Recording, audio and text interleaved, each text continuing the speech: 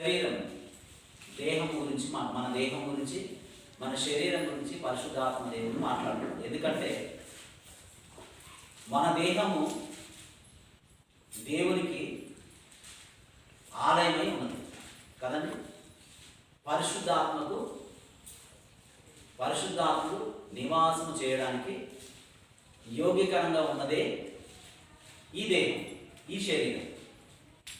ఈ శరీరము దేవుణ్ణి మహిమపరిచే విధంగా ఉండాలి తప్ప ఇంకొక రకంగా ఉండడానికి వీలు లేదు. దానికి స్తోత్రం కలుగుతారు. హల్లెలూయా. అర్థమవుతుందండి? దేవుణ్ణి మహిమపరిచే విధంగానే ఉండాలి మన దేహం. అందుకే కొరింథీయులకు రాసిన పత్రిక 6వ అధ్యాయము 19వ వాక్యంలో ఏమంటున్నాడు? నీ దేహము దేవుని వలన మీకు అనుగ్రహించబడి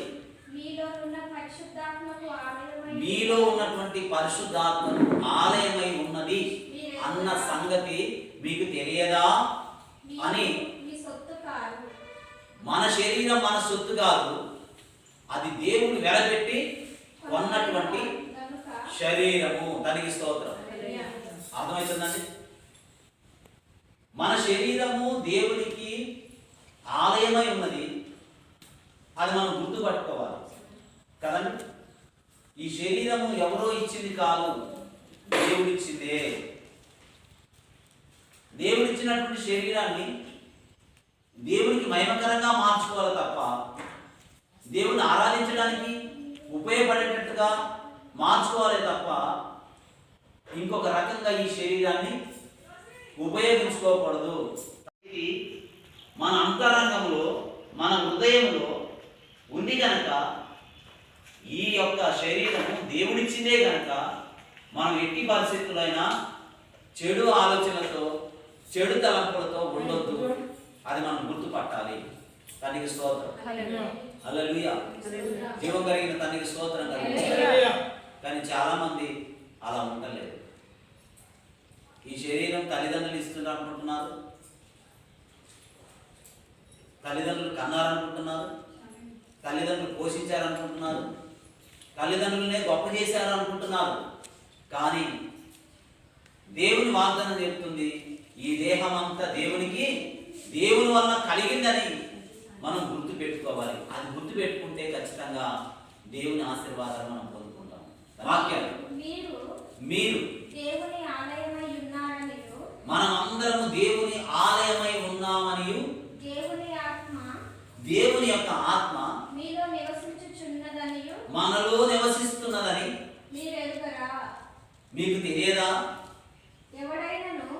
ఎవడైనను దేవుని ఆలయము పాడు చేసిన ఎడల దేవుడు వానిని పాడు చేస్తాడు. దానికి స్తోత్రం. హల్లెలూయా. ఈ శరీరము దేవుని ఆలయమని, దేవుని వల్లనే కలిగిందని,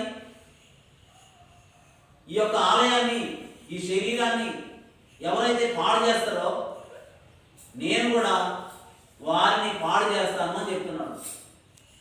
వారిని పాడు చేస్తున్నాడు అంటే అర్థం ఏంటి?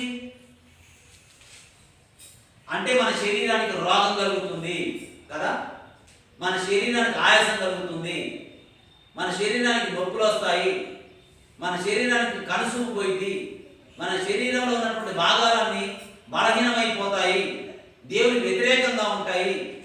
ఎక్కడలేని రోగాలన్నీ మరి దేవుణ్ణి పాడు చేసే వారిపైన మాత్రమే ఆ రోగాలన్నీ వస్తాయి. దానికి స్తోత్రం.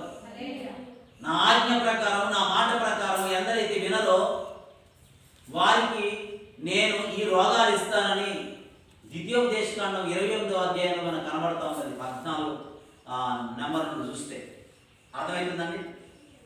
అంటే అక్కడ ఒక మనిషి దేవుడు చెప్పినట్టుగా వింటే ఎన్నో ఆశీర్వాదాలు ఉన్నాయి. అది మొదటి నుండి 12 వాక్యాల వరకు మనం కనబడుతుంది ద్వితీయోపదేశకాండం. అదే మనం దేవుని వ్యతిరేకంగా మాట్లాడుతున్నాం అనుకో, దేవుని వ్యతిరేకంగా జీవిస్తున్నాం అనుకో, ఖచ్చితంగా దేవుడు ఇచ్చినటువంటి ఈ శరీరము దేవునికి ఆలయం ఉన్నదన్న సంగతి మనం గుర్తుపట్టకపోకుంటే ఈ దేహాన్ని నువ్వు ఎలా అపవాదికి అప్పగించి నానా మాటలు, అసభ్యకరమైనటువంటి మాటలను మాట్లాడుతావో అప్పుడు ఖచ్చితంగా దేవుడు చూసి చూసి నీ శరీరానికి ఆయాసాన్ని కలిగించే, రోగాన్ని కలిగించే తెగులు ప్రజలపైన పంపిస్తారు. దేవుడికి కోపం వచ్చేటట్టుగా చేయకూడదు. ఎందుకు అనంటే ఈ దేహము దేవుడిచ్చిందే. కాబట్టి ఈ దేవాలయాన్ని దేవునికి మహిమకరంగా మనము ఉంచుకోవాలి. దేవుని ఆరాధించాలి. దేవుడు అంటే భయభక్తులు కలిగి ఉండాలి. దేవుని ఇలాంటి మరిన్ని తాజా వార్తల కోసం ARG న్యూస్ టీవీని సబ్స్క్రైబ్ చేయండి.